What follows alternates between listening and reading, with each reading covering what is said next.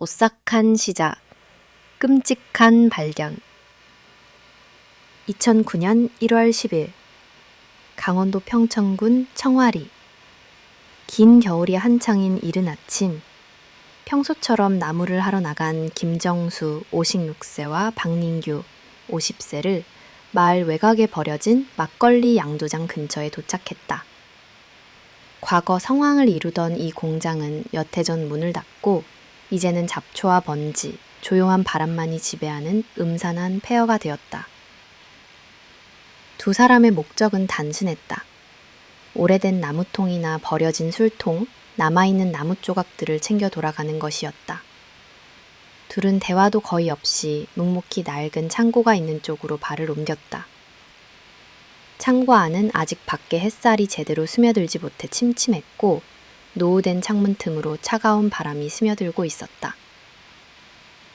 그러나 뭔가 이상했다.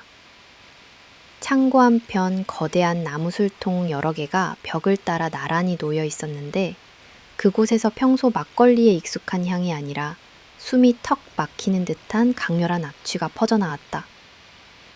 김정수는 얼굴을 찡그리며 박민규를 쳐다봤고 박민규 역시 불안한 얼굴이었다. 그 냄새는 단순히 오래된 술이나 곰팡이의 냄새가 아니었다. 두 사람은 서로 잠깐 수화로 확인한 뒤 망설였으나 결국 호기심과 의구심을 참지 못하고 가장 가까운 술통 하나의 뚜껑을 조심스럽게 들어 올렸다. 당장 그들은 강한 보패 냄새에 숨을 막힐 뻔했다. 김정수는 재빨리 뒤로 물러섰고 박민규는 손전등을 꺼내어 술통 안을 비추었다. 깜빡이는 불빛 아래 액체 표면 위에 떠 있는 것은 도저히 잊을 수 없는 광경. 늘어뜨려진 검은 머리카락, 핏기 없는 여성의 창백한 얼굴이 잠깐 흔들리며 모습을 드러냈다. 입이 딱 벌어진 두 사람은 몸이 굳어버렸고 잠시 후 김정수가 소리쳤다. 사람이야! 시체야! 박민규 역시 극도의 공포에 휩싸여 거의 비틀거리듯 외부로 뛰쳐나왔다. 심장이 미친 듯이 고동쳤고 손발이 얼어붙는 듯 했다. 두 사람은 서둘러 마을로 달려가면서 자신들이 본 것이 정말 사람의 시신인지 혹시 헛것을 본 것인지조차 의심할 정도로 충격에 휩싸였다. 그들의 얼굴은 눈에 띄게 창백했고 호흡은 거칠었으며 서로 말을 제대로 잇지 못했다. 겨우 정신을 다잡은 두 사람은 곧장 청와리 이장 집으로 달려가 경위를 설명했다. 촌장은 즉시 평천경찰서에 연락했다. 신고를 접수한 경찰은 혹시 오래된 술통에서 동물이 죽어 썩은 것 아닌가? 라며 반신반의하는 분위기였으나 두 사람의 극도의 당황과 두려움 섞인 태도를 직접 확인한 후 즉 술통들에서 위험한 범죄의 기운이 감돌고 있음을 직감했다. 이후고 경찰은 한 통, 두 통, 차례로 뚜껑을 열었다. 그때마다 모두 등골이 서늘해짐을 느꼈다. 모든 술통마다 젊은 여성의 시신이 이미 심하게 부패한 채 액체 속에 잠겨 있었다. 눈은 모두 뽑혀 있었고 속은 역시 보이지 않았다. 희생자들은 각각의 나무통의 차례로 마치 누군가의 의도 아래 정렬되어 있었다. 평온하던 시골 마을은 하루아침에 충격과 경악, 두려움의 도가니로 가냈다. 전설 속 귀신보다도 더 미스터리하고 공포스러운 현실의 사건이 너무도 조용했던 이곳에서 시작된 것이다. 두 평범한 농부의 우연한 발견은 곧 한국 전체를 뒤흔드는 연쇄살인 사건의 도화선이 되었다. 영호야, 경찰의 출동, 전국을 뒤흔든 초대형 사건의 서막.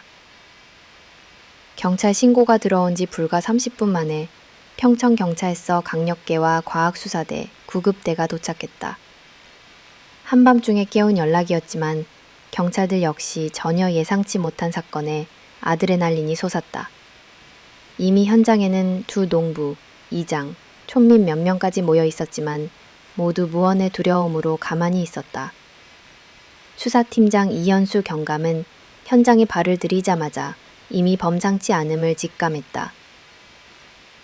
창고에 들어서자마자 확연히 구분되는 시체의 부패와 기이한 술 냄새. 아무 말 하지 않아도 모두가 긴장했다. 팀장은 경찰선으로 입구를 차단하고 외부인의 접근을 일체 금지했다. 과학수사관들이 장갑을 끼고 사진 촬영과 비디오 기록을 남기기 시작했다. 먼저 각 술통의 위치와 상태, 뚜껑의 잠금 방식, 월등히 높아진 실내 습도, 남아있는 발자국, 모든 것이 사건이 단순치 않음을 암시했다. 곧이어 발표된 1차 감식 결과에 팀원들은 경악했다. 휴대용 조명 아래에서 확인된 13구의 젊은 여성 시체, 모두 동일한 수법, 양쪽 눈 적출, 초고 소실, 일관적으로 반복되고 있었다. 현장엔 희생자별로 다른 상태의 부패, 각기 다른 술통의 냄새와 색깔, 그리고 무엇보다도 누구인가가 술통에 직접 표시, 연번, 암호화 쓸라 있었다. 수사관 박소연은 메모하며 중얼거렸다. 이건 분명 계획적이야. 다 각본대로. 이날 밤 평천경찰서장의 보고서가 강원지방경찰청장에게 급히 전송됐다. 사건의 중대성 및 잔혹성, 피해자 수, 연쇄적 가능성, 즉시 특별수사본부 필요. 지청장도 예상 밖의 소식에 놀라움과 분노를 감추지 못했다. 신속하게 타지 경찰병력지 주입 금지, 미디어 노출 차단, 군경 경계 강화 공지가 전파됐다. 촌장과 이장이 각 가정을 돌며 자녀, 젊은 여성들의 안전을 재차 점검했다. 절대 혼자 외출 말 것, 의심스러운 사람 있으면 바로 신고! 가정마다 드문드문 불이 밝혀져 밤새 불안과 공포로 들썩였다. 수사본부 초동회의에서는 1. 피해자 신원 특정 2. 사체 유기 장소와 시간의 상관관계 조사 3. 용의자가 오랜 기간 걸쳐 준비했을 가능성 4. 마을 근방 실종자 전수조사와 전국 단위 연계 실종사건 정보 취합 5. 지역 내 폐쇄 회로 CCTV 6. 미제 사건 데이터베이스 분석 분담 등 일사천리로 역할이 정해졌다. 프로파일러 김대용 반장은 피해자 수만 해도 전국 최다급, 용의자는 조직적이고 치밀하며 병적인 트라우마 소지가 상당합니다. 최소 수개월, 어쩌면 1년 이상 준비하고 실천한 연쇄살인일 수 있습니다. 사회에 미치는 충격이 엄청날 것입니다. 라고 정리했다. 사건의 심각성은 곧바로 서울 본청에 전달되어 내사과장, 형사과장, 심지어 경찰청장까지 일개 시골 마을의 연쇄살인 사건에 직접 관여하게 되었다. 특별수사본부, 특수본을 임시본부를 세우고 특별 형사와 법의학자, 치안 전문가들이 속속 집결했다. 동이틀 무렵 청와리 양조장 앞에는 순찰차, 앰뷸런스, 방송 취재차마저 북적였다. 하지만 특수본은 절대 미디어 노출 금지 방침을 고수, 주민들 안전과 수사의 극비를 유지했다.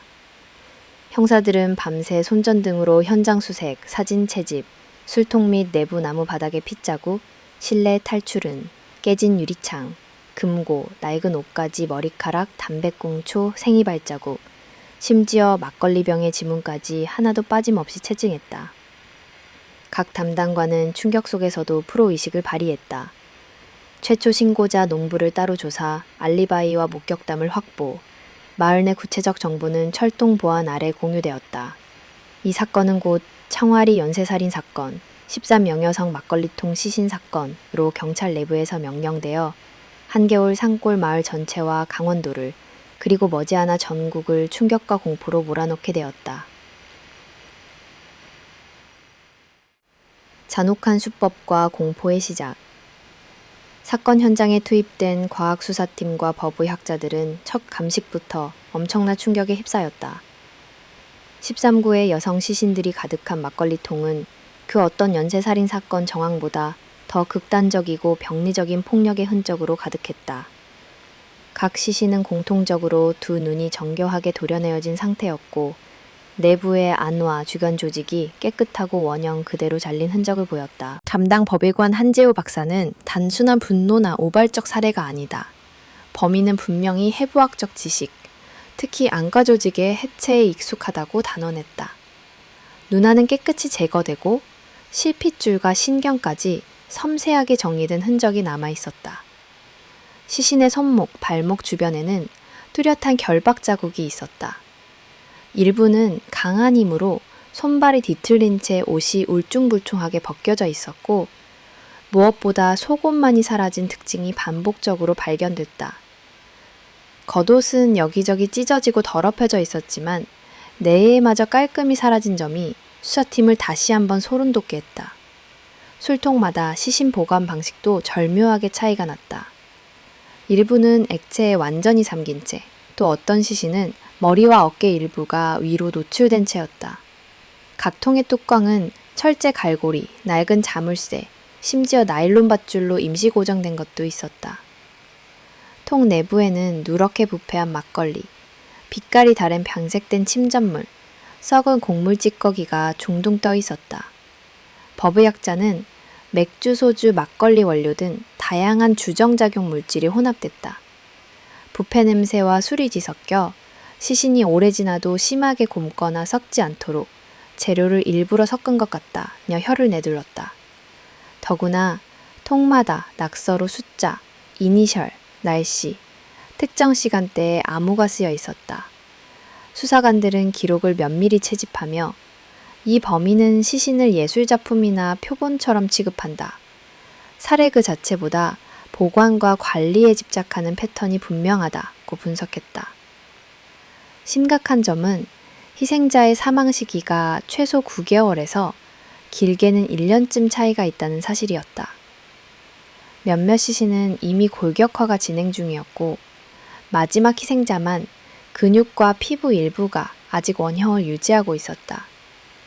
이로 미루어 볼 때 범인은 동일 장소에 주기적으로 희생자를 유인, 감금, 살해, 시신을 보관하며 실험적으로 범죄 수법을 발전시켜 온 것으로 추정됐다.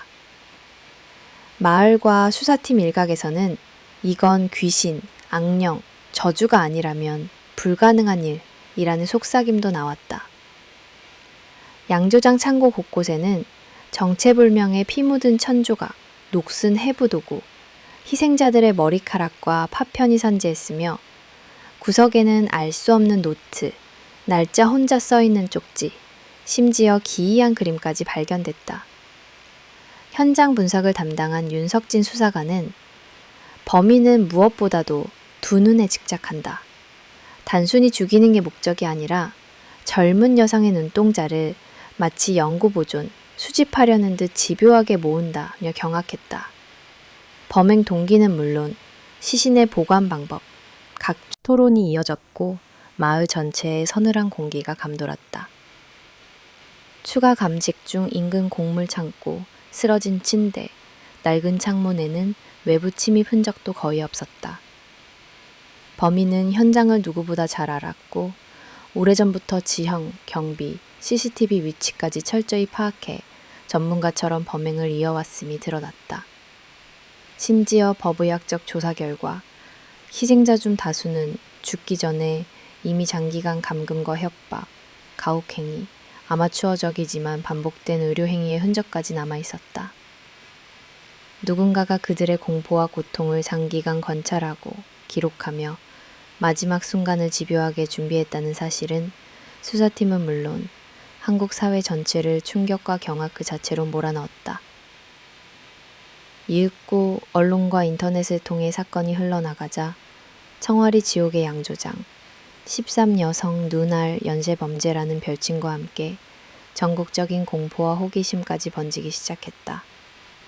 하지만 경찰 특수본은 외부 노출을 최대한 막으며 오로지 사건의 본질, 도대체 누가, 왜 이렇게 비인간적이고 병적인 범죄를 저질렀는지 밝히기 위한 사투에 본격 돌입했다. 희생자 신원 추적, 이름 없는 13인의 영혼 찾기. 막걸리 양조장 살인 사건의 수사가 본격적으로 시작되면서 경찰의 가장 시급한 과제는 13구 시신의 신원을 밝히는 것이었다. 누구인지조차 알 수 없는 희생자들이 한 달, 1년 혹은 더 오랜 기간 부모와 가족의 품에서 멀어져 왔다는 사실은 경찰과 수사관 모두에 깊은 무거움을 안겼다. 최초 현장 감식과 신원 확인 난항. 현장에 투입된 국립과학수사연구소 법의관과 감식팀은 맨눈으로 희생자의 나이, 체형, 부패 상태, 신체 특징 등을 기록했다. 그러나 시신 대다수가 장기간 술과 부패물에 담가진 탓에 피부는 심하게 변색되고 머리카락이 끊기거나 뭉개져 있었다. 특히 범인이 의도적으로 희생자의 얼굴에 손을 대거나 눈을 적출했기에 본래의 용모조차 확인하기 어려웠다. 법의학자들은 먼저 키, 체중, 뼈 구조, 치열, 치아 배열, 기존의 수술 자국 또는 타투, 신체적 특징, 오른쪽 귀의 점, 손목의 오래된 흉터 등을 모두 기록했다. 하지만 일부 시신은 해골화가 상당 부분 진행되어 치과 병력 조회나 DNA 감식 외에는 유일하게 신원을 특정할 실마리가 거의 없었다.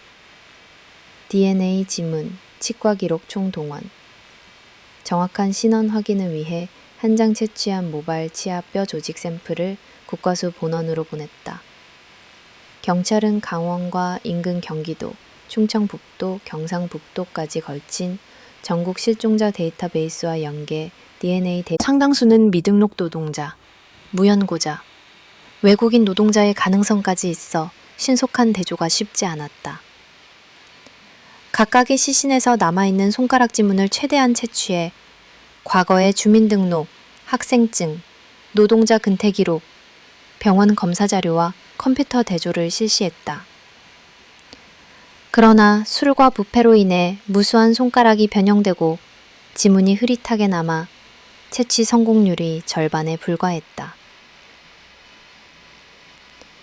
치과 기록, 어금니 치료, 교정, 임플란트 여부 등은 대한치과의사협회의 협조 아래 전국 치과진료 현황과 일치 여부를 확인했다. 일부 시신은 유치원, 초등학교, 중학교 재학기 자료까지 조회해야 했다. 의료정보보호법 등의 장벽도 있어 비상한 범죄 사건임을 법적 의견서로 제출, 자료 협조를 받아냈다. 전국 실종자 조사 및 가족 통보의 고통. 강원경찰청 특수보는 2008-2009년 2년간 강원, 경기도, 경북, 충북, 수도권 전 실종 미성년 여성 리스트를 출연했다. 지자체별 경찰 관계자들은 아들이며 딸이 실종됐지만 아무도 관심 안 두던 사연, 부모조차 신고 포기한 케이스까지 수소문해야 했다. 실제로 실종 신고조차 되지 않은 경우도 적지 않았다. 농촌 집안에서는 도시로 취직갔다, 친척집 돌봐준다, 결혼정보 없이 집 나갔다 라는 설명으로 몇 달 동안 연락 두절돼도 크게 의심치 않는 경우가 많았다. 경찰은 행정복지센터, 읍면사무소, 마을이장, 교회, 성당, 노동자 숙박소, 여성보호센터, 고아원 등을 일일이 방문했다. 그리고 강원, 경기 충북, 경북 일대 미확인 실종자, 최근 2년 이내 본적지 이탈자, 알바생, 미등록 저소득층, 탈북민, 외국인 단기 취업자 자료까지 모았다.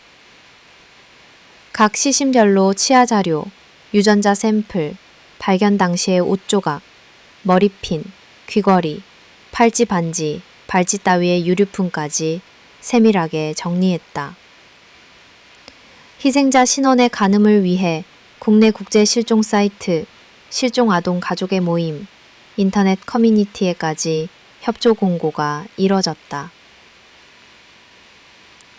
경찰과 법의학자의 극도의 난관, 실종자 가족들을 소환해 DNA 대조와 유류품 확인을 요청하는 과정은 형사법의관 모두에게 엄청난 정신적 부담이었다. 부모들은 처음엔 경찰에 연락을 반신반의했다. 강원 홍천 출신의 19세 여성 박수진의 아버지는 1년째 아무 소식이 없었지만 늦게라도 연락 주셔서 감사합니다. 라고 했으나 막상 사진과 현장 발견부 받아들이는 데까지 수많은 시간이 걸렸다. 한 동네 아주머니는 우리 수진이 엄마는 아직도 새벽마다 대문을 바라보고 산다. 오 울음을 터뜨렸다. 경찰은 피해자 신원 공개를 최대한 자제했고 연계를 위해 일부 언론 방송에 익명의 젊은 여성 미확인 변사자, 여성 실종자 가족 연락 요망이란 형태로만 비공개 공지를 냈다. 사례별 피눈물 나는 가족 이야기 13명 시신 중 첫 번째로 확정된 신원은 원주 출신의 22세 대학 휴학생 유미진이었다. 미진의 어머니는 작년 겨울 대학 합격 후 공장 알바하겠다 나간 게 마지막이었다며 기자회견 내내 손을 떨었다. 마지막 연락은 하숙방 끊고 친구랑 쌈방 구했다는 문자 한 통. 막걸리통 시신 사건의 유류품 중 유미진 이름이 적힌 행운의 열쇠고리가 결정적 단서가 됐다. 또 다른 희생자는 경기도 이천에서 상경한 18세 취업준비생 김주희. 동생은 언니가 인터넷을 통해 봉제 공장, 식당 등 여러 일자리를 알아보다 어느 날 갑자기 연락이 끊어졌다. 고 진술했다. 시신의 한쪽 발목에 남았던 교통사고 수술행과 경미한 사마귀가 김주희의 옛 사진과 일치해 슬픔과 분노를 동시에 불러일으켰다. 세 번째 희생자는 실종 신고조차 없었던 이었다. 시신에서 발견된 작은 목걸이엔 영어로 리나라 적혀 있었다. 경찰은 발음이 유사한 라이나, 리나, 루나 등의 등록 여성 중 최근 평택 임시공장에 파견된 적이 있는 24세 필리핀 국적 여성 3인을 모두 조사, DNA 대조 끝에 20세 이민 여성 라이나 H로 최종 확인했다. 그녀의 유일한 가족인 사촌이 국적 대사관으로 와 깊은 충격과 함께 어설픈 한국어로 우리 언니는 밝고 착했어요. 어디든 빨리 집에 가고 싶다 했는데 라며 흐느꼈다. 경찰은 각 희생자 가족에게 심리 상담을 무료로 지원하고 필요한 경우 장례 절차에서 도와주었다. 마을 사람들은 작은 꽃바구니와 편지, 인형, 촛불을 양조장 앞에 하나둘씩 모아두었다. 희생자들의 삶의 흔적과 국가적 애도 분위기, 경찰과 기자들은 하나둘 신원이 확인될 때마다 그녀가 어떤 사람인지 현장에서 기사와 기록으로 남겼다. 모두가 평범하고 선량한 혹은 꿈 많은 이 시대의 딸, 자매, 친구였다. 17살에 지방에서 서울 올라와 막일을 하던 고아, 식당에서 요리사 보조를 하던 20살 청춘, 도시의 외곽에서 방을 전전하던 막연한 미래의 청년, 외국인 노동자로 가족 부양에 힘쓰던 젊은 여성까지. 경찰서 특수본 회의실 화이트보드에 한 글자 한 글자 또박또박 채워졌다. 실종자 가족들은 엄청난 상실의 고통 속에서도 딸의 사건이 세상에 알려져 이런 비극이 또 없길 바란다고 입을 모았다. 국민적 공분과 슬픔의 물결은 언론, 방송, SNS를 통해 확대됐다. 전국 각지 여성 인권단체, 청년단체, 지자체 정치권까지 나서 모든 아이들과 젊은 노동자들이 위험에 노출된 현실 개선책 마련을 촉구했다. 국가인권위원회와 여성가족부는 내 공식 성명을 내 청와리 13인 참극의 진상규명, 피해가족 지원, 사회안전망 강화 필요성을 강조했다. 마지막까지 남은 신원 미상자와 지속되는 조사. 13인의 시신 중 신원 확인이 더딘 일부 희생자는 여전히 이름 없는 채 DNA 데이터베이스와 국제 실종자 명단, 사회복지시설 기록 등을 통해 매일 대조가 계속되었다. 경찰은 끝까지 이름을 되찾아주는 일이 남은 수사의 목적임을 다짐했다. 특수본 회의실에는 13명 희생자의 이니셜이 적힌 보드판과 가족사진, 생전의 흔적, 유류품, 경찰이 직접 범행 재구성을 위해 그린 사건 도표가 즐비했다. 한 명이라도 더 가족의 품으로 한 조각이라도 더 진실을 밝히자. 모든 조사관의 의지이자 약속이었다. 비정상적인 해부 기술과 수상한 연결고리. 청와리 13인 연쇄살인 사건이 전국적인 충격을 불러일으키는 동안 강원경찰 특별수사본부 이 수사본은 수사망 역시 점차 촘촘히 짜여갔다. 그럼에도 불구하고 유례 없이 계획적이고 잔혹한 범행에 이면에서 경찰과 프로파일러들은 범인의 해부 능력이라는 거대한 장벽에 맞닥뜨렸고, 이는 사건 해결의 결정적 실마리이자 커다란 미스터리로 부상했다. 1. 수사 초기 단계, 현장 감식에서 감지된 비정상적인 해부의 흔적. 현장에 투입된 법의학 및 국립과학수사연구원 감식팀은 희생자 모두가 매우 세밀하고 정교한 방법으로 두 눈이 제거된 상태라는 점을 주목했다. 각 시신의 안과 눈구멍을 마치 수술도구로 선을 긋듯 깨끗이 절단됐고, 혈관, 신경, 근육 조직의 단면이 현저히 매끈했다. 단순한 분노나 엽기적 폭력조차 아니라 숙련된 누군가의 노련함이 뚜렷이 느껴지는 수법이었다. 법의학자 한재우 박사는 보고서를 통해 신경, 혈관, 뼈, 안구의 경계를 정확히 분리해낼 수 있는 사람, 혹은 최소한 관련 경험을 실제로 반복적으로 쌓은 자일 것이라고 결론 내렸다. 특이 전문직 인물군. 데이터베이스 구축. 강원경찰 특수본의 프로파일링 담당관들은 첫 번째 정황 분석 회의에서 일반인의 상식과는 거리가 먼 해부 정도, 반복적 연습 및 수준급 손기술 필요성을 중점 토론했다. 프로파일러 김대웅 반장은 문제의 범인은 의학, 수의학, 해부 실습 분야에 몸담았거나 관련 기술 습득이 반복된 경력이 있을 개연성이 높다.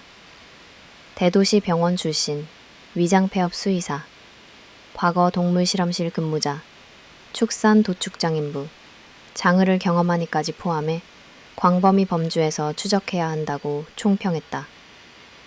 실제 강원, 경기, 충북, 경북 지역에 TD 의사, 수의사, 간호사, 미취업자 및 장기휴직자 포함, 도축장, 동물해부실, 사체처리소 근무자, 불법시술자, 주술사, 신은종교 의료행위자, TEM, 기초의료교육 이수 경력자 및 취업 포기, 퇴직, 실종자 명단이 일괄 수사망에 올랐다. 교도소 출소자, 정신병병력 소유자, 범죄 전과자, 행방불명된 타지역 전문직 이력자까지 DB 대조가 이어졌다. 3. 해부도구의 정체 및 불법 의료 현장 추적. 현장에서 수거한 증거물 중 눈알 적출에 사용된 것으로 추정되는 정밀 해부도구는 국내외 불법 의료용 기구 밀매 경로, 농촌 장터, 인터넷 중고거래, 장의용품상 등에서의 거래 내역까지 총 망라해 조사가 이뤄졌다. 사건 발생 이전 강원 및 경기 인접권에서 소형 해부용 칼, 핀셋, 안구 추출 기구 등이 대량으로 주문 납품된 흔적이 포착됐다. 사건 1년 전 한림 시골 장터에서 외지에서 온 남성이 도축장용 날카로운 칼, 동물 장기 적출용 핀셋, 의료용 비닐 장갑을 수차례 대량 구입했음이 밝혀졌다. 농기계상, 재래시장, 불법 의료기 현장에서는 장신의 남성이 몇 차례 구매와 문의를 이어간 정황이 수사 기록에 남았다. 4. 지역 도축장 및 사체 처리장 전수조사. 특수본은 즉각 지역 도축장, 수의학 실습장, 장례식장 및 장의 차량 임대업체를 대상으로 전직 인력, 돌연퇴사자, 범상치 않은 고객 목록을 정밀 파고들었다. 가장 주목받은 인물군은 몇 년 전 평천 도축장에서 일했던 전직 인부, 오랜 기간 해부 도축, 장기 적출 업무를 반복했던 40대 남성이었다. 일터에서 손기술이 너무 뛰어난 탓에 동료들도 경계했다는 증언도 있었고, 갑자기 회사를 그만두고 이후 흔적을 감추니 역시 경찰의 수사 레이더에 걸렸다.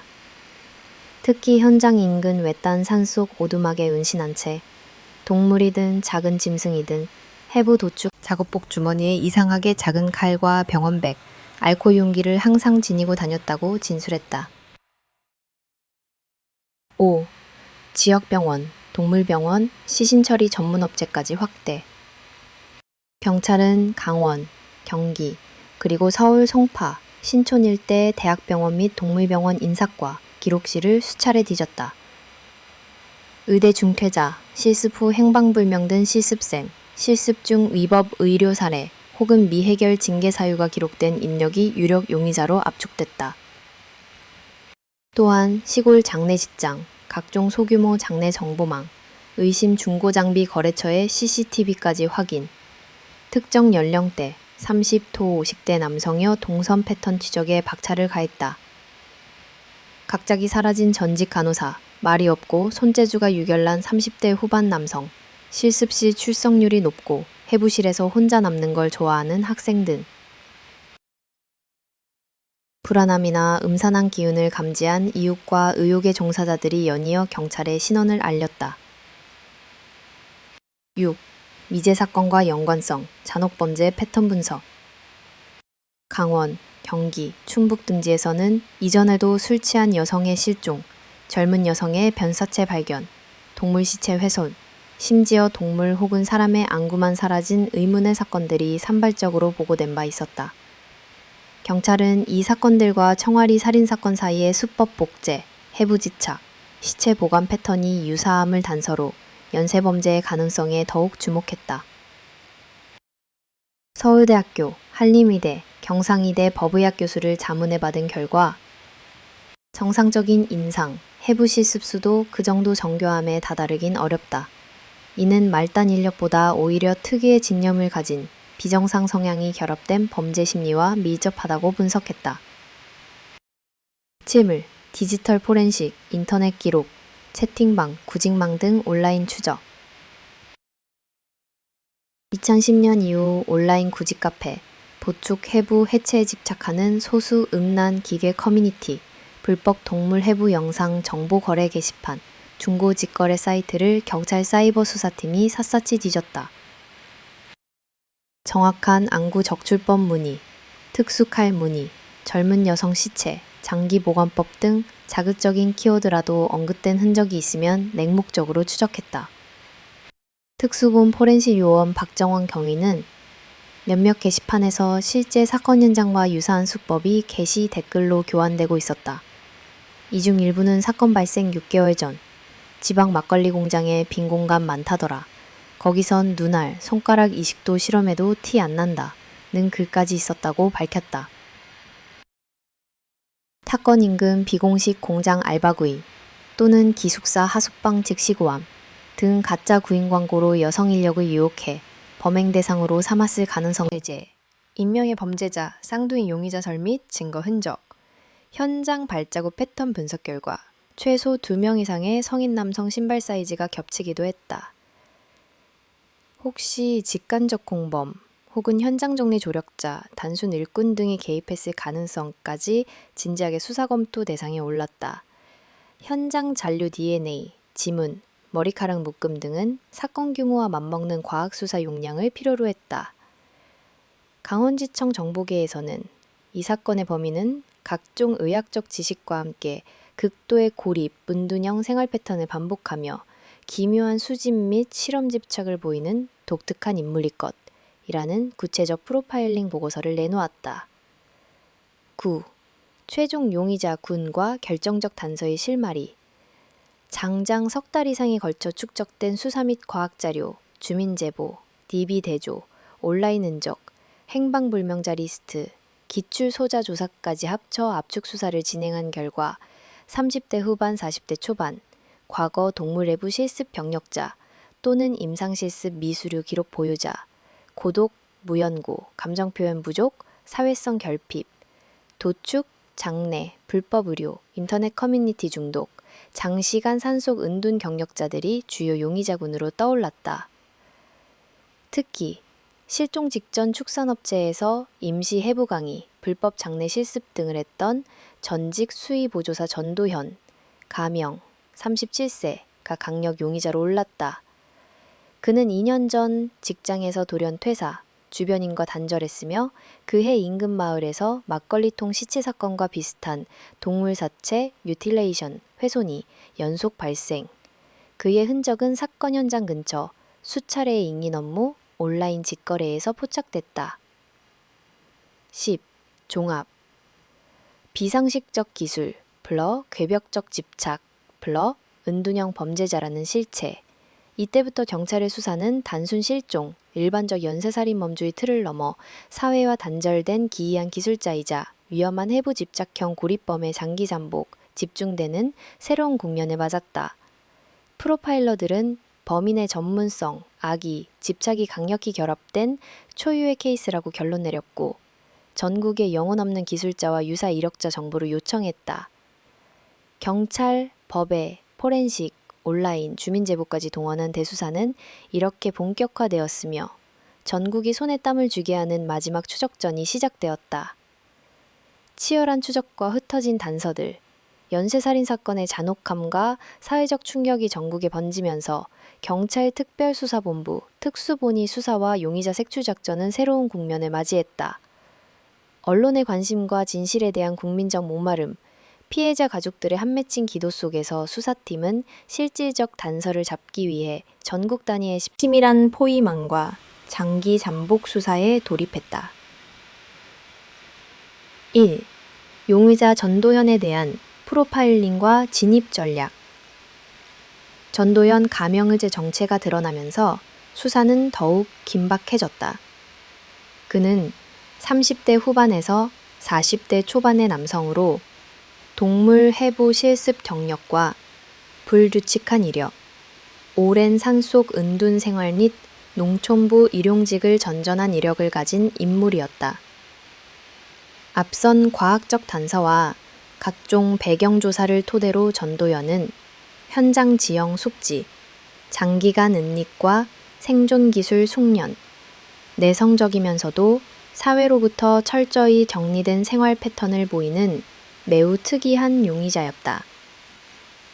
프로파일러들은 그의 심리 상태를 분석하면서 사회적 유대 단절, 감정적 공감 결여, 생물 해부에 대한 강한 집착과 함께 자신의 흔적을 이중 삼중으로 은폐하려는 습관도 드러내었다.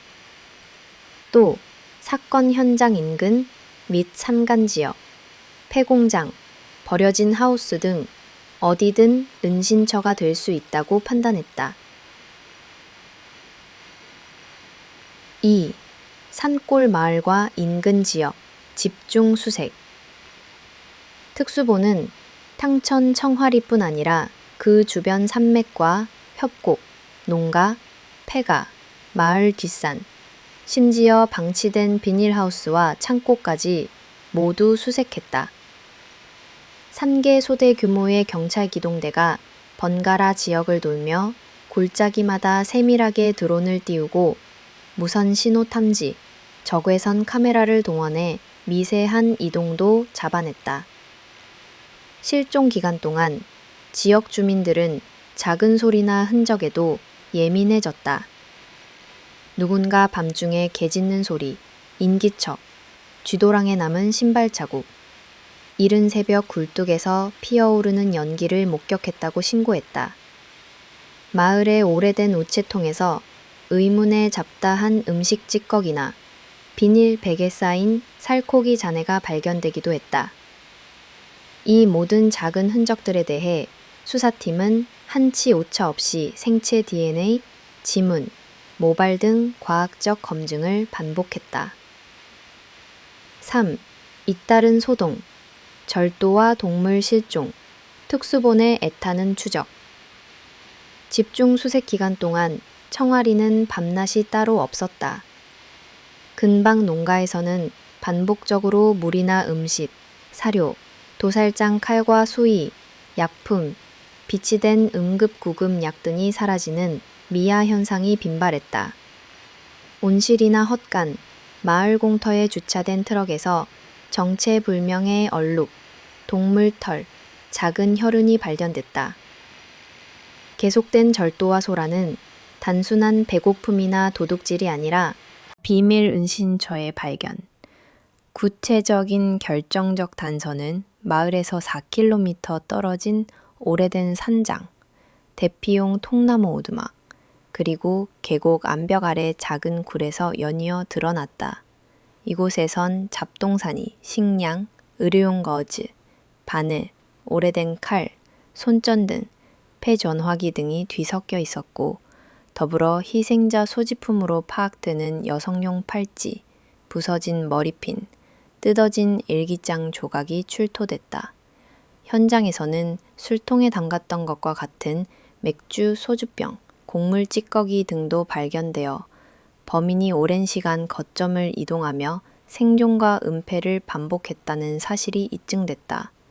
오두막 바닥에서는 누군가를 오랜 기간 가뒀던 흔적, 묶은 밧줄과 친구 더미가 남아 있었으며 벽에는 칼로 그어 만든 날짜표, 불분명한 숫자와 여성 이니셜이 무수히 늘어서 있었다. 5. 지역 주민 제보와 눈에 띄는 소문들.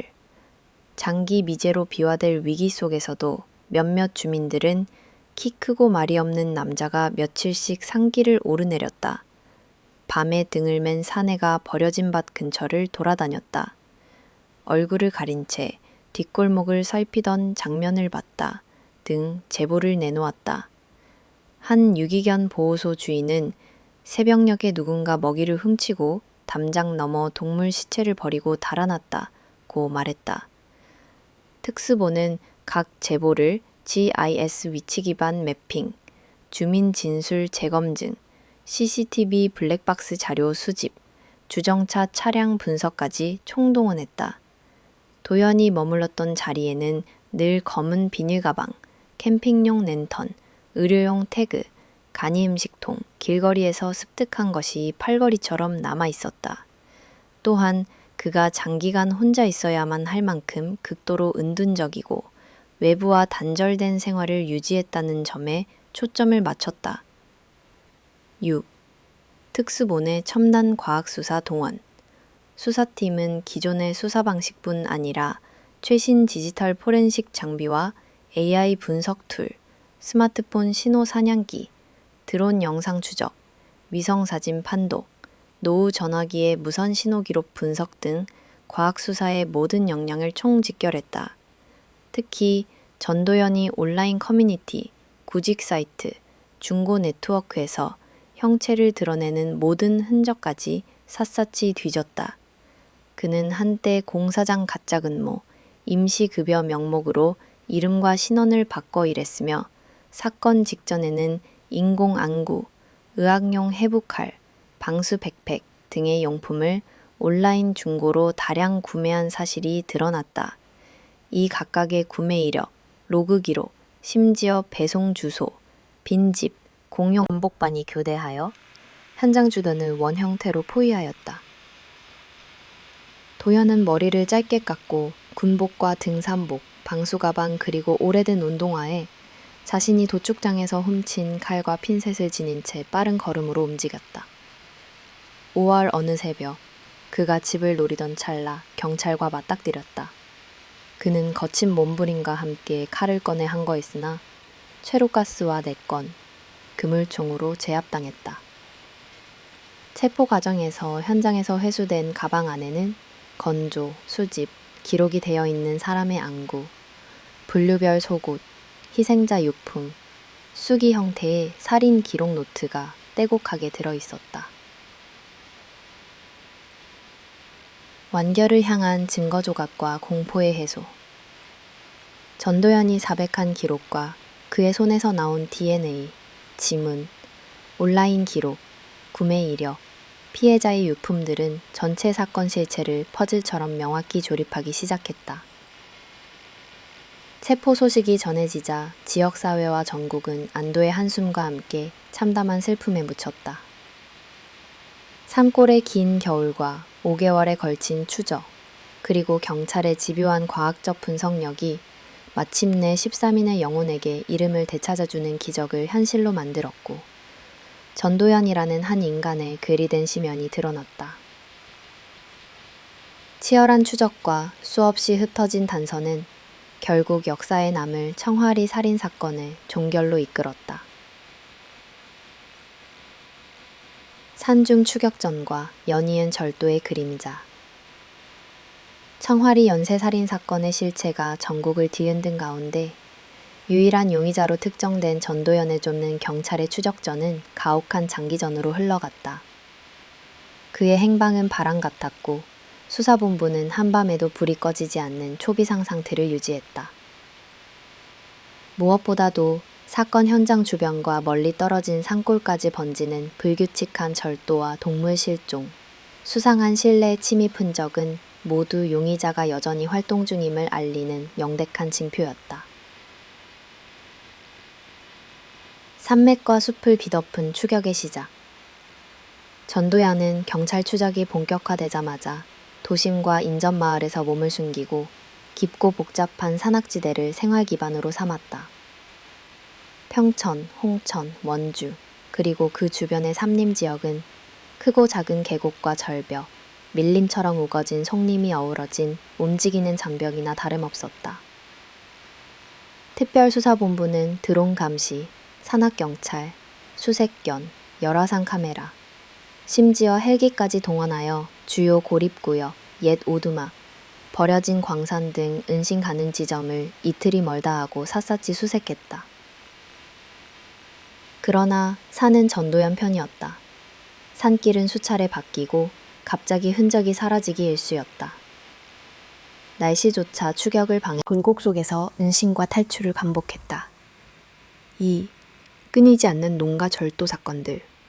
축산 농장, 작은 사찰, 외진집, 산장, 민가에서 새벽이나 밤중마다 정체불명의 절도 사건이 연이어 발생했다. 훔친 물품은 정교하게 선별됐다. 쌀, 두유, 통조림, 소시지, 빵, 생수 같은 즉석 식량, 보온용 겨울 점퍼, 손전등, 배터리, 작은 의료용품, 심지어 응급상자, 반창고, 소염제, 가위, 여러 종류의 칼과 로프까지 거의 모두 장기 은신, 도주에 특화된 생존 도구였다. 동물 우리에서는 닭, 토끼, 심지어 염소나 작은 개까지 번갈아 사라졌다. 사료통이 텅 비거나 초코파이나 과자 봉지, 러닝셔츠 등 인근 가게에서 분실 물품이 산속에서 발견되기로 했다. 무엇보다 절도의 흔적은 한결같이 정리정돈, 흔적 최소화, 빠르고 조용한 손길로 경찰을 경악시켰다. 현장을 조사한 수사관 조재혁 경위는 당시 기록에 범인은 정형적이고 지속적인 산중 생활 패턴을 몸에 익혔으며 도둑질 대상과 시간, 동선, 심지어 주민의 일정까지 치밀하게 계산한다. 그의 절도는 범죄 행위라기보다는 생존 본능과 준비된 도피 전략의 일부로 보인다고 적었다. 3. 흔적 남기지 않는 도주, 그리고 살아있는 산의 신화. 용의자의 도주 방식은 예측 불허였다. 사라진 동산마다 신발 자국, 동물 털, 미세 혈흔, 잘린 곡물, 갈라진 나무까지 마른 풀이나 낡은 망토 조각 등 간접적인 증거만 징후처럼 흩뿌려졌다. 어떤 날엔 무천후 진흙공덩이에 찍힌 큰 남성 발자국과 개와 닭을 함께 끌고 간 것으로 보이는 줄 사슬 자국이 농가 뒤편에서 포착됐다. 한 주민은 밤에 짐승 우는 소리와 바람 같은 소음 아래 누군가 관찰하는 느낌에 오싹했다고 증언했다. 경찰은 새벽녘 경운기와 오토바이, 트럭 타이어 자국, 방치된 산장 벽면에 은미 모를 숫자 낙서 등을 수집, GIS 분석 지도에 표기했다. 서로 다른 지역에서 사라진 물품이나 동물의 시체가 한 산의 동굴 근방에서 말라붙은 채 발견되기도 했다. 작은 모닥불 잔해와 뜯어진 옷, 혈흔이 섞인 천조각, 음식캔 마개가 뒤섞인 곳에서는 DNA와 지문 채취, 화학 감시까지 동원되었다. 4. 마을을 뒤덮는 공포와 초조함.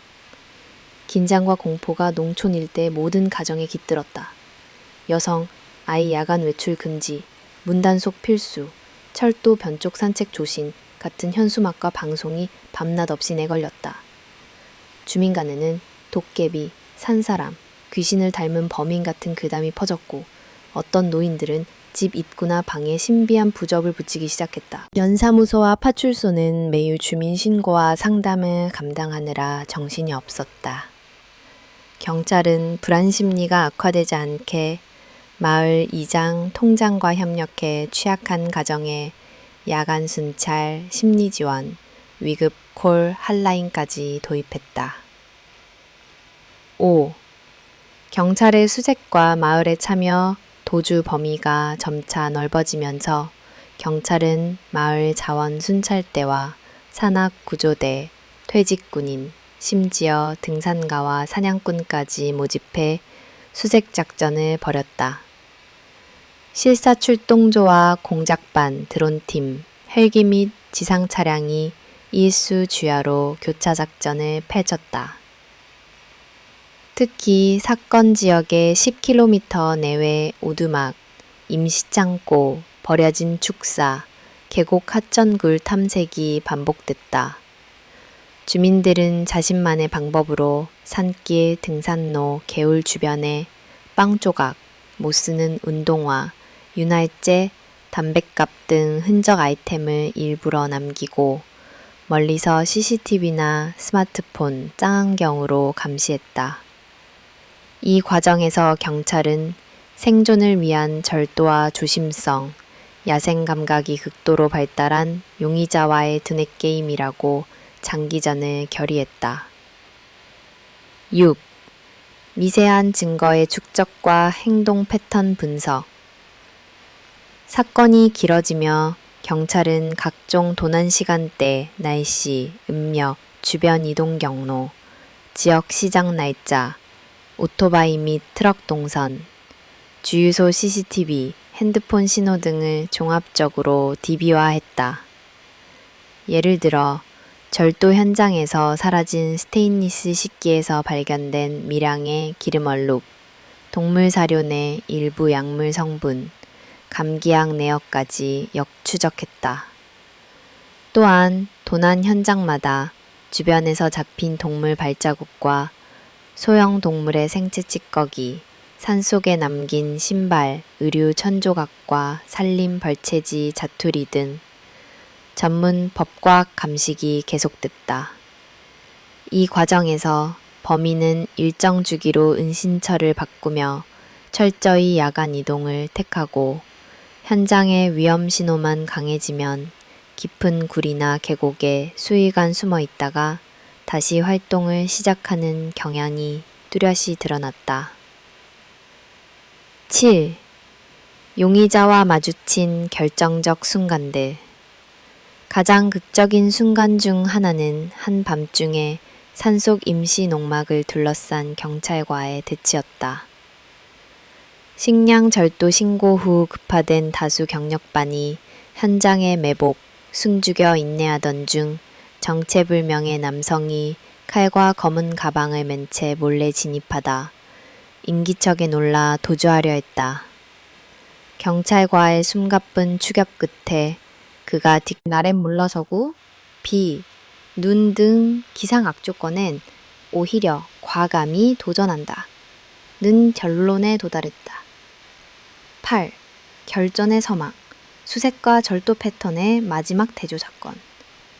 5개월 차, 전국적 언론 보도와 현상금 정보가 확산되며 용의자의 은신 가능 구역은 점차 좁혀졌다.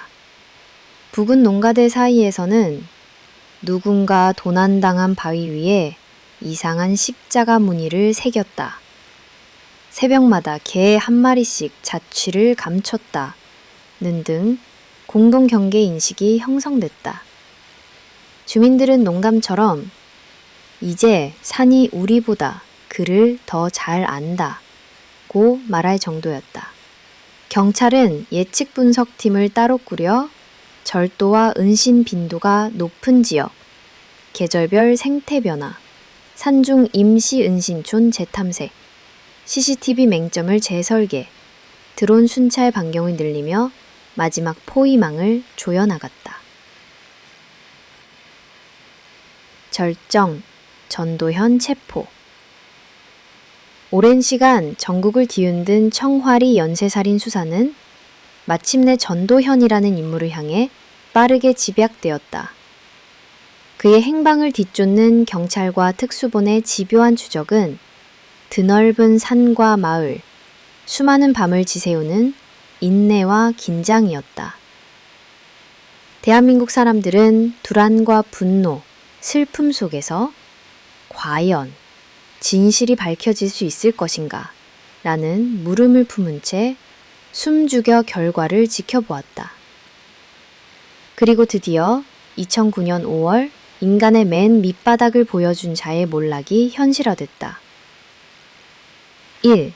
마지막 수색과 결정적 단서.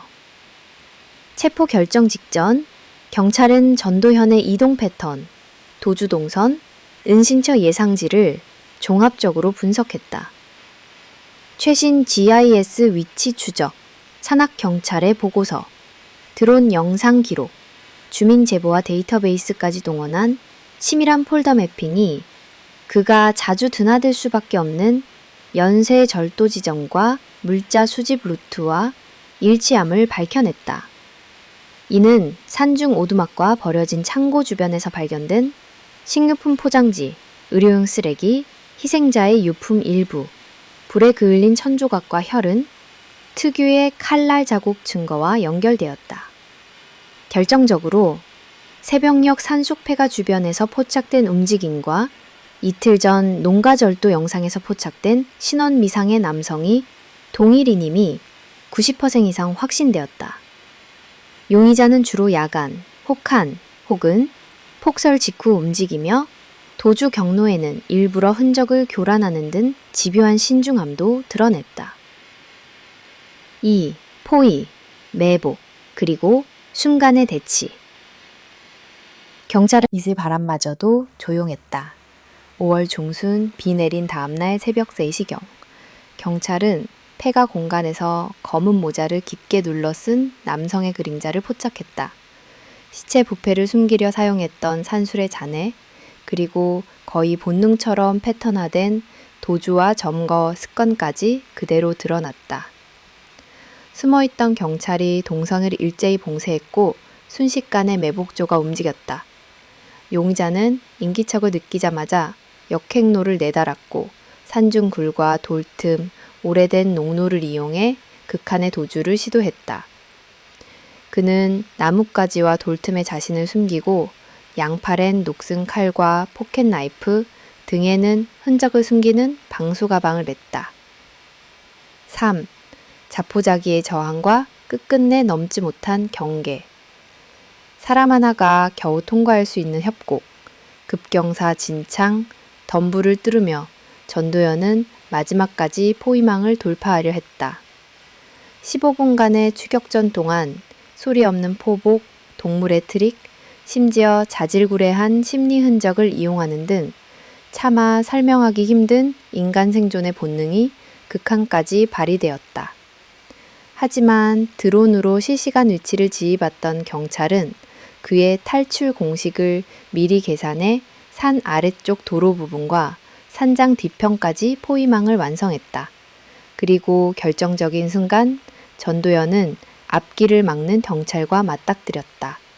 정고와 동시에 특수본이 투입되었고 그는 마지막 저항처럼 손에 쥔 칼을 휘두르며 몸부림쳤으나 곧바로 체류가스와 그물망으로 제압되었다. 스트리밍 영상에는 오랜 산전수전을 거친 얼굴로 엔진이 멈추듯 힘없이 쓰러지는 장면이 남았다. 그가 들고 있던 가방 안에는 사람의 안구로 추정되는 건조 샘플, 희생자별 표식이 적힌 속옷 조각, 다시 읽어도 소름 돋는 살인 기록 노트, 희생자 유품과 온라인 거래상품 영수증, 디지털 메모, 날카로운 칼과 의료도구 세트가 확인됐다. 4. 신원 확인과 결정적 증거의 정리.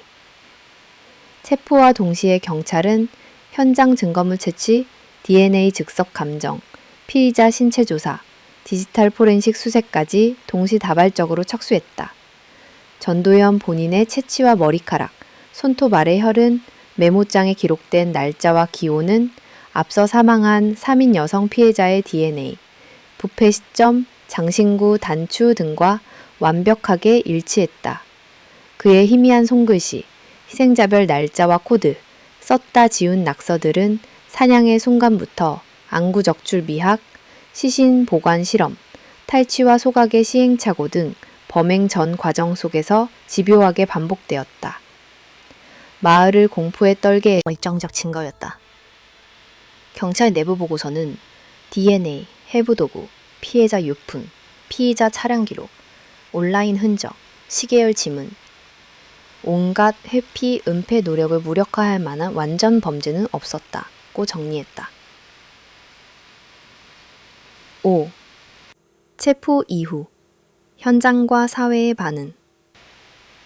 체포 소식은 곧 전국에 전파되었고 언론과 방송, 주요 포털 사이트는 청아리 괴물의 실체, 산중 지옥에 막을 내리다, 13인의 여성을 앗아간 외톨이 해부강이라는 헤드라인으로 한밤중 라이브 중계를 내보냈다. 피해자 가족들은 오열과 넉나간 침묵으로 진실을 받아들였고 적어도 이젠 영혼의 안식이라도 허락해달라는 심정으로 경찰서와 마을회관에 모였다. 경찰은 실시간 심리상담팀, 피해가족 연계위원회, 청아리 주민대책반까지 꾸렸다. 한 노인은 길었던 겨울이 끝났지만 마음의 한길은 남아있다며 참담함을 드러냈다. 마을엔 일시적 안도감과 동시에 왜 이런 악이 우리 곁에서 자라났는가, 단 한 명만큼은 절대 다시 풀어주지 말라는 경계심이 뒤섞였다. 방송은 전도연 신상, 범행 전적, 그가 몸담았던 병원과 도축장, 동네에 대한 집중 취재로 연일 분주했다. 6. 경찰과 수사팀의 마지막 정리. 수사본부장은 가장 잔인한 범죄도 반드시 흔적을 남긴다는 진리를 재확인했다.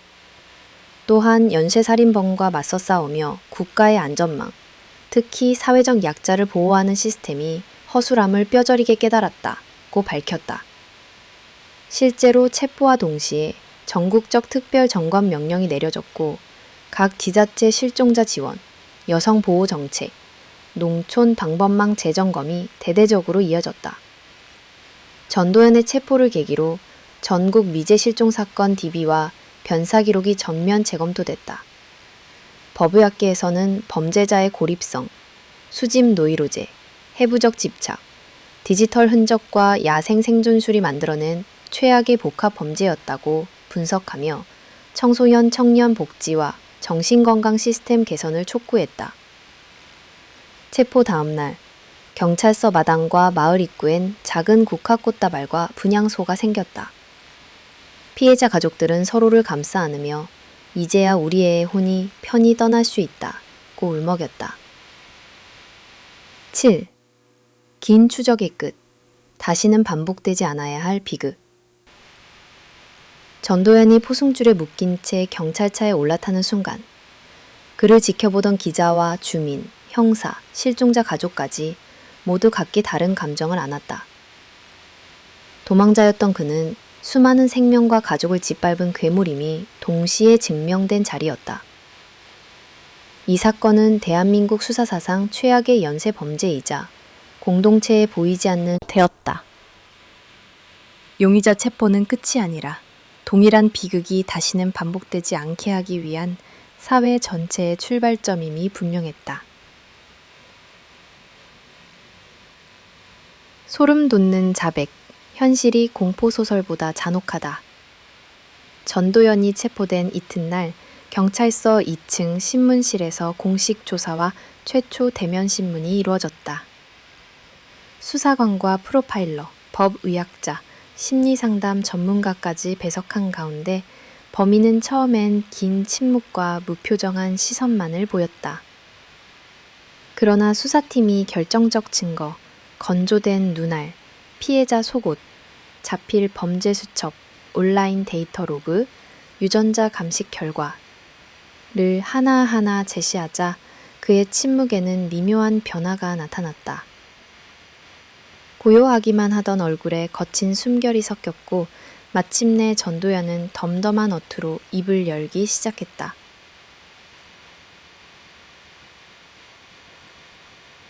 1. 처음 난 자백, 인간성의 붕괴. 내가 한 일이 맞아요. 그의 첫 마디는 지극히 담담했다. 자신이 누구인지, 왜 그런 일을 했는지에 대한 뉘앙스가 거의 없이 그는 마치 오래된 일기장을 읽는 듯 범행의 일부를 서술했다. 그는 자신이 청년 시절부터 여성의 눈동자에 특별한 매혹과 강박을 느끼기 시작했다고 고백했다. 어릴 때부터 예쁜 눈을 오래 바라보면 심장이 두근거렸고 시간에 따라 그 눈이 사라지는 게 무서웠다. 젊고 살아있는 눈동자 그 자체를 그대로 잡아두고 싶었다. 이상하게 평온한 표정으로 전도연은 살아있는 것에 대한 불안, 아름다움의 소멸, 생명력을 응시하는 욕구를 반복해서 이야기했다. 2. 계획범죄의 전말, 사냥과 유인, 그리고 수집. 경찰과의 대면 신문이 이어지자 그는 범행의 전 과정, 희생자들의 선택, 유인, 감금, 해부 과정을 상세히 진술했다. 돈을 벌 수 있다거나 좋은 아르바이트가 있다. 곧 깨어 몰래 구한 시골 양조장이나 산장, 비닐하우스 등에서 희생자들을 유인했다고 한다. 일부는 이미 생활고나 가족과의 갈등으로 경찰의 눈에 잘 띄지 않는 여성이었다. 처음엔 그냥 눈동자를 오래 보고 싶었던 것 뿐이었는데 희생자를 감금한 후 며칠 동안은 식량과 물, 담요를 제공하면서 경계심을 풀려했고 심리적 방종과 체념이 진행되자 관찰 노트에 눈동자 상태, 표정, 울음의 변화, 불빛 아래 망막의 반사까지 기록했다고 털어놓았다. 제거하려 수십 차례 연습했다. 성공적으로 추출한 눈알은 살아있는 색이 사라지지 않도록 특제 보존액, 에탄올, 글리세린, 막걸리 혼합물, 에트고리어 밀봉했다. 시신은 모두 개별 나무통에 침전물과 함께 보관 은닉하였고 부패를 늦추기 위해 술, 꿀, 곡물 찌꺼기 등 각종 자연재료를 섞어 실험하기도 했으며 희생자 신원 관련 소지품, 귀걸이, 머리핀, 의류 조각은 따로 봉투에 분류하였다. 사람의 눈은 죽는 순간이라도 빛을 담고 있어요. 완전히 식기 전에 꺼내두면 가장 또렷하다. 무섭기도 하고 감사하기도 했다. 4. 속옷 수집과 트로피 심리. 수사관이 피해자 속옷을 모은 이유를 묻자 그는 눈 다음으로 사적인 흔적을 그 사람만의 온기를 남기고 싶어서였다. 고 답했다. 속옷은 종류, 재질, 색깔별로 분류해 노트 옆에 이름 없는 트로피처럼 정리해 두었다. 모든 것은 기억이나 수치심, 범죄의 증거가 아니라 내게만 의미 있는 수집품이었다. 고 냉정히 덧붙였다. 5.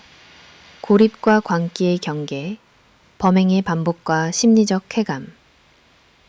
전도현은 상당 기간 산속 은둔 생활과 도주, 절도의 반복 끝에 점점 현실감이 사라졌다. 고 진술했다. 대한민국 전체가 그를 쫓는 상황, 식량과 무기, 생존 도구를 훔치는 삶이 이어지자 그는 누구와도 관계없이 내 세계에만 갇혀 있었다. 고 했다. 그 5개월간의 도피는 또 다른 사냥이자 새로운 트로피를 위한 예행 연습이나 다름없었으며 범행 후 노트에 날짜와 기분, 통장의 내용, 손재주, 심지어 꿈에 등장한 피해자 얼굴까지 빼곡하게 적어 넣었다. 쫓길 때마다 오직 다음 계획과 수집만 남았다. 도망치는 게 아니라 또 다른 실험실을 찾아 떠다니는 기분이었다. 나무통 속, 숲속, 사회 속, 어디서도 벗어날 수 없다고 느꼈다. 6. 후회 없는 단명, 죄의식의 부재. 수사팀과 교도관은 후회하냐는 질문도 반복했다. 전도현은 간혹 어머니가 생각났다. 죽음이 두렵지 않다. 라고 입을 열었으나 도덕적 죄의식은 거의 보이지 않았다. 그는 이건 복수도 아니고 쾌락도 아니었다. 내가 할 수밖에 없는 일이었고 나 외의 세상에서 설명할 방법이 없었다. 심지어 가족과 존재의 이유, 강박에 시달리던 과거 사건까지 상세히 진술하며 자신을 하나의 연구자에 가깝게 여기는 모습을 보였다. 7. 전문가의 충격적 분석. 전례 없는 인물이며 집착과 기술, 장기 운둔력이 결합된 매우 비정상적 범죄자이자 인간적인 죄책감이나 회한보다는 광기의 논리를 자기 방식으로 완결한 사례라고 단정했다. 특히 눈의 미학적, 해부적 집착, 시신 실험 및 오랜 침묵 끝에 한 단어, 한마디로 소름 돋게 밝히는 자백은 수사관들조차 밤마다 악몽을 꾸게 만들었다. 관찰자, 연구자, 수집가, 외톨이 범죄자, 그리고 끝끝내 일반인 세계를 이해하지 못한 영원한 이방자로 전도연을 기억할 수밖에 없음을 모두 인정했다. 8. 사회적 충격과 공포의 파장. 그의 자백 일부가 재판 언론을 통해 공개되자 대한민국 전체는 공포와 충격에 휩싸였다. 이런 인간이 이웃에 살았다니 믿기지 않는다. 현실이 소설보다 잔혹하다. 누가 또 다른 전도연이 될지 모른다는 목소리가 넘쳐났다. 사형이 확정되는 순간까지도 그는 마지막까지 피의자로서 죄의 무게보다 남아있는 고요를 강조했고 피해자 가족들은 결코 씻을 수 없는 상처와 함께 사회의 허술한 안전망을 통탄했다. 법조계와 전문가들은 이 사건을 계기로 사회적 관심, 복지, 정신건강진단, 실종자 이력 체계 전면 재정비가 필요하다고 목소리를 모았다. 비극적 결말과 최후의 단죄. 청와리 양조장 연쇄살인 사건은 사건 발생 직후부터 전국적 주목을 받았으나 범인이 체포되고 자백과 법적 절차가 본격화되자 사회 전체를 흔드는 거대한 물결로 번졌다. 청와리라는 한적한 산골 마을은 공포와 트라우마, 끝없는 상실과 분노, 그리고 한 줄기 정의의 길까지 모두 아로새긴 한국 범죄사 사상 가장 잔혹하고 충격적인 이름으로 남게 되었다. 1. 재판의 시작과 피고인의 냉정한 태도. 전도연에 대한 공판은 강원지방법원에서 비공개로 진행되었다. 법정은 희생자 가족, 언론, 시민단체, 심리전문가, 경찰 관계자 등 수십 명이 출입을 통제받으며 지켜보았다. 전도연은 처음부터 끝까지 흐트러진 감정 없이 때론 피곤한 듯, 때론 무표정하게 재판장은 응시했다. 검사가 낭독하는 범죄 사실, 피해자 가족이 읽는 탄원, 법의학자가 설명하는 잔혹 행위, 모두에게 충격과 분노를 야기했으나 그는 묵묵히 앉아있을 뿐이었다. 변호인은 심신미약과 성장 환경, 병적 집착을 호소했으나 피고인 본인은 나는 변명을 원하지 않는다. 내가 한 일이며 두려움도 후회도 용서도 바라지 않는다. 라고 냉정히 답했다. 그 한마디는 법정 전체를 얼어붙게 만들었다. 2. 피해자 가족과 국민의 눈물과 탄원. 재판 내내 가장 고통스러운 존재는 대파는 살아남은 희생자 가족이었다.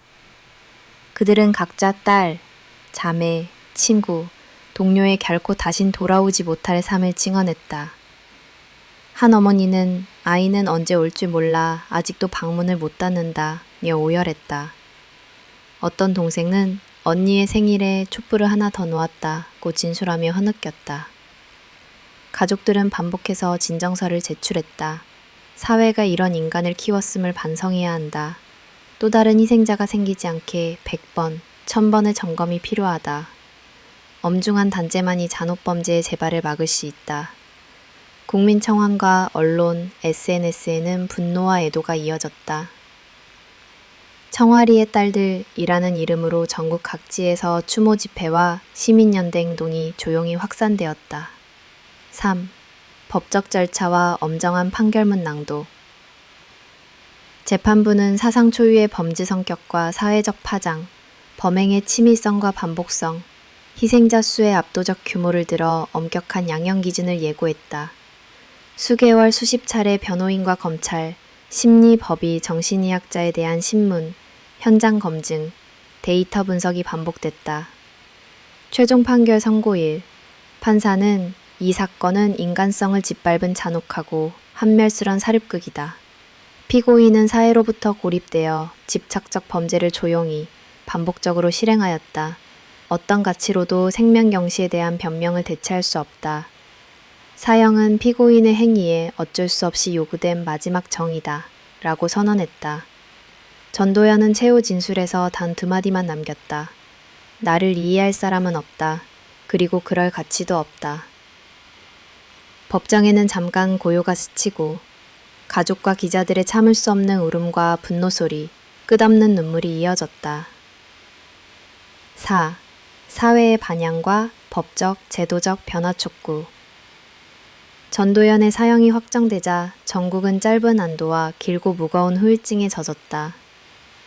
언론은 범죄 과정을 재구성하며 사회적 단절, 정신질환, 은둔형 외톨이, 여성의 안전 등 한국 사회의 민낯을 조명했다. 여성단체, 인권단체, 지역사회 운동가들은 실종자 신고체계 강화, 취약계층 복지망 확충, 범죄자 정신건강관리 시스템을 촉구하며 국회와 각 지방의회의 정책 건의와 예산 청원을 추가했다. 경찰 역시 미제 사건의 데이터베이스를 전면 재정비했고 DNA 생체 정보 시스템, 실종자 전담팀, 농촌 지역 CCTV 및 경광등 확충 등 다방면의 실질적 조치가 이루어졌다. 학교, 복지기관, 종교단체, 지방자치단체는 한동안 청와리 사건을 반면교사 삼아 심리상담, 공동체 안전교육, 실종자 신고 권장 운동을 각각 시행했다. 5. 마을과 유족, 남겨진 상흔 사건. 현장인 청와리는 법적 결론 그 후에도 오랫동안 일상으로 돌아가지 못했다. 사건이 일어난 양조장과 창고, 폐가, 산길, 계곡엔 사건 현장임을 알리는 작은 표식과 국화꽃 다발, 가족들이 남긴 편지, 주민들의 사진과 촛불이 해마다 쌓였다. 일부 유가족은 도시로 이주했으나 마을 어른들은 또 다른 아이들이 다치지 않게 우리 곁에서 영혼만은 기억한다며 기도를 멈추지 않았다. 피해자 추모비 건립, 알림지킴이 공원, 여성 안심마을 플랜이 몇 년 동안 이어졌고 전국 각지의 후원과 지자체 지원으로 마을 뒷길에는 안전 조명과 CCTV, 긴급 경보기가 새로 설치되었다. 이장은 이제서야 조금 숨을 쉬지만 그날의 흐린 하늘과 아이들 이름은 매년 잊히지 않는다고 증언했다. 6. 끝내 씻기지 않는 상흔과 한국 사회의 교훈.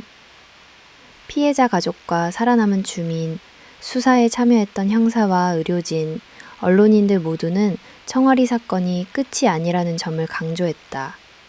비슷한 실종, 미제, 은둔형 범죄는 언제든 나타날 수 있다는 위기의식이 전국을 감쌌고 민관 언론이 함께 빈틈없는 사회 안전망 구축을 위한 논의를 이어갔다. 법원의 판결문 마지막 구절은 오랫동안 회자되었다. 인간의 존엄을 짓밟은 자에게는 용서도 동정도 있을 수 없다. 지금 이 판결이 비극의 반복을 막을 수 있는 작은 경고가 되기를 바란다. 전도연 집행이 마무리된 그 해의 10월, 청와리에는 다시 서늘한 바람과 긴 겨울이 찾아왔다. 사람들은 아직도 잔혹했던 그 계절을 떠올리며 조심스럽게 서로의 안부를 묻고 작은 국화꽃을 들고 사건 현장을 찾는다. 이처럼 청와리 연쇄살인은 한 인간의 고립과 광기, 그리고 사회의 빈틈에서 비롯된 역대급 비극이었다. 대한민국의 법과 제도, 그리고 공동체 구성원 모두에게 스스로를 성찰하고 미래를 준비해야 한다는 지울 수 없는 메시지를 던진 사건이었다.